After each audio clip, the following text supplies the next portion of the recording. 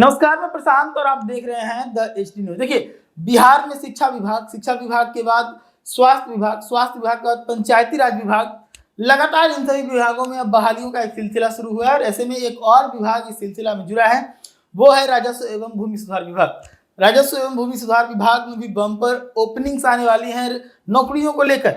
इस बात की जानकारी दिलीप कुमार जायसवाल, जो कि भूमि सुधार एवं राजस्व विभाग के मंत्री हैं बिहार में, उन्होंने बताया है। उन्होंने इस बात की जानकारी देते हुए कहा है कि बिहार के अंदर अमीनों की भारी कमी है। इसी को लेकर मैंने इसी महीने के आखिरी तक अमीनों को लेकर 10,000 नौकरियों की बहाली लाने का फैसला किया है। यानी कि राजस्व एवं भूमि सुधार विभाग में भी 10,000 नौकरियां आएंगी। तो एक कह सकते हैं कि जैसे ही लोकसभा के चुनाव समाप्त हुए हैं, बिहार में नीतीश कुमार की सरकार लगातार हर एक विभाग में नौकरी लेकर आ रही है। अब ऐसे में इसको भी देखा जाए कि तेजस्वी यादव इस सभी मामले को लेकर लगातार एनडीए सरकार के ऊपर हमलावर रहते हैं कि एनडीए की सरकार में बहाली ही नहीं होती, एनडीए की सरकार में नौकरियां ही नहीं आती। और इसको लेकर शिक्षा विभाग में जो बम्पर नौकरियां आई महागठबंधन की सरकार रहती, उसको लेकर भी तेजस्वी यादव क्रेडिट पॉलिटिक्स खेल रहे हैं, जिसमें नीतीश कुमार भी क्रेडिट पॉलिटिक्स खेलते हुए नजर आ रहे हैं। दोनों एक दूसरे के ऊपर आरोप लगाते हैं और कहते हैं कि ये हमारी मांग थी और हमने दिया है नौकरियां, जिसको लेकर दोनों के बीच में अक्सर खींचतान सुनने को मिलती है। तेजस्वी यादव के ऊपर भी बयान देते हुए दिलीप कुमार जायसवाल ने कहा कि तेजस्वी यादव बस केवल यहाँ नौकरियों के ऊपर राजनीति करते हैं, नीतीश कुमार के ऊपर आरोप लगाते हैं, जबकि नीतीश कुमार नौकरियां लाते हैं और काम करते रहते हैं।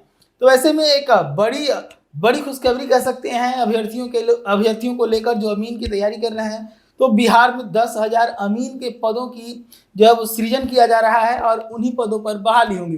तो वैसे में मैं आपको बता दूं कि बिहार सरकार के ऊपर जो बेरोजगारी के आरोप लगते रहे हैं, उसका कहीं ना कहीं खामियाजा एनडीए को लोकसभा चुनाव में देखने को ही मिला है। तो अब एनडीए दोबारा से वो गलती करना नहीं चाहती। तो अगले साल जो विधानसभा के चुनाव है, उससे पहले बिहार के अंदर नौकरियों की बरसात होने के पूरे आसार हैं, क्योंकि सरकार को ऐसा लगने लगा है कि अगर नौकरियां नहीं निकलती है तो हमारे वोट बैंक जो है वो खिसक जाएंगे, क्योंकि लोकसभा चुनाव में ये चीज देखने को ही मिला है। तो इसी को लेकर एक पूरी तैयारी कर सकते हैं एनडीए सरकार की। बिहार के अंदर नौकरियों की बौछार करने की जो है वो लगातार देखी जा रही है।